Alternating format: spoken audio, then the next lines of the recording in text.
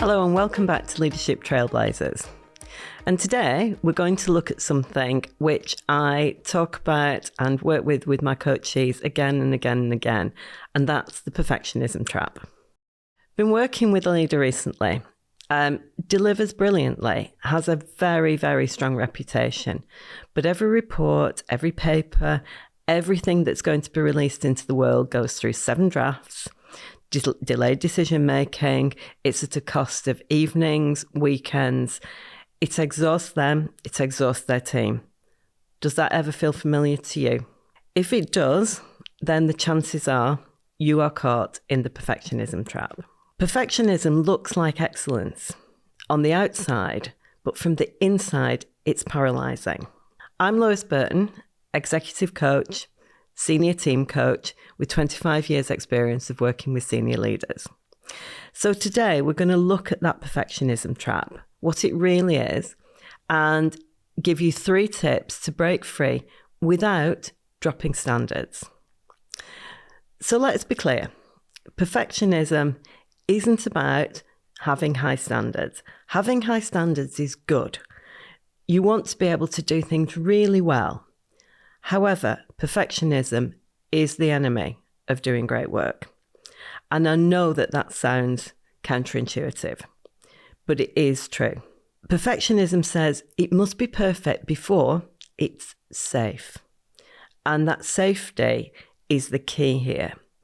Brené Brown is excellent on this. I don't know if people listen to her, but she's fantastic. And she talks about that the perfectionism isn't about the high standards. It's actually about protecting yourself from judgment, from criticism. You know, if I do it absolutely perfectly with no mistakes, nobody can judge me and nobody can criticize me.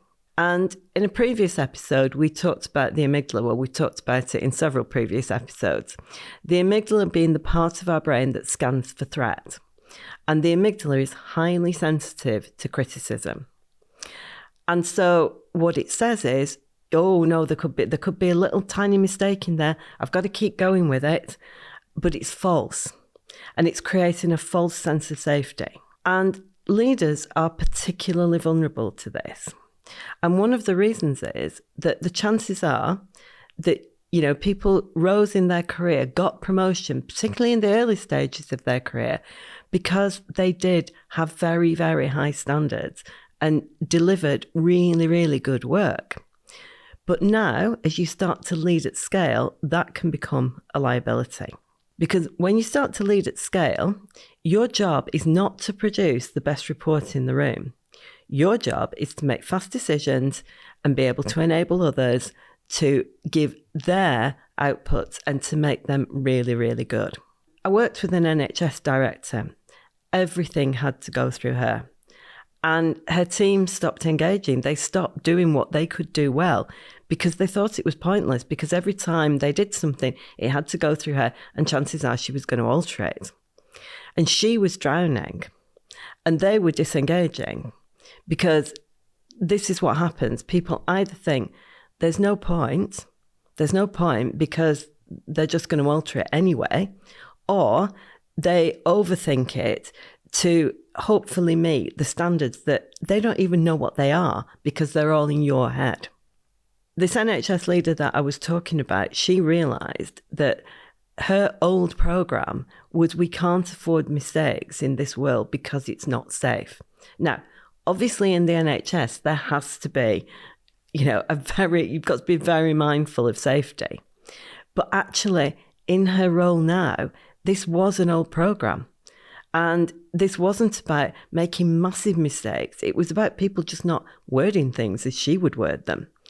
So it was way past its use by date, this old programme that had been running for 20 odd years, and she needed to re-script that in her own mind. And that's what we worked on through her coaching. So 3 tips on how to manage the perfectionism trap. Tip 1, the 80% rule. If it's 80% ready, accurate, fit for purpose, it goes. When you get to the last 20%, you're in the world of diminishing returns. And good and delivered beats perfect and delayed.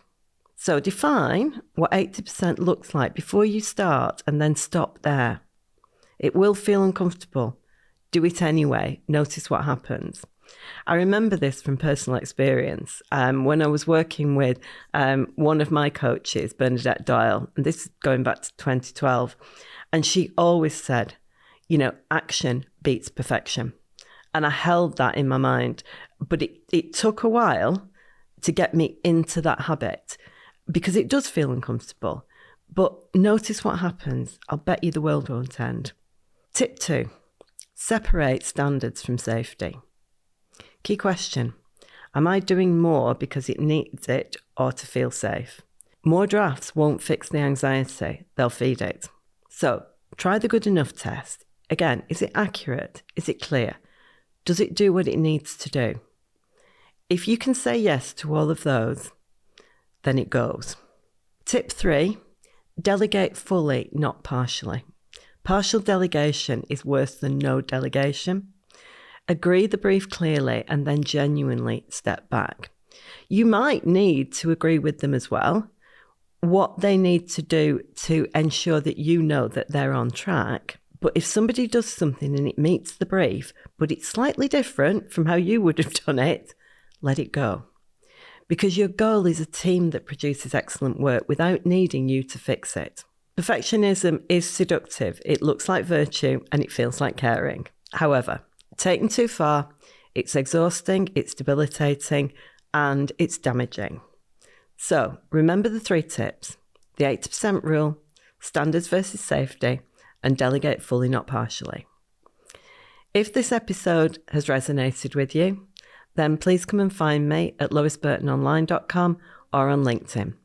This is Leadership Trailblazers, and remember, the way that we led yesterday won't lead us into tomorrow. Thank you.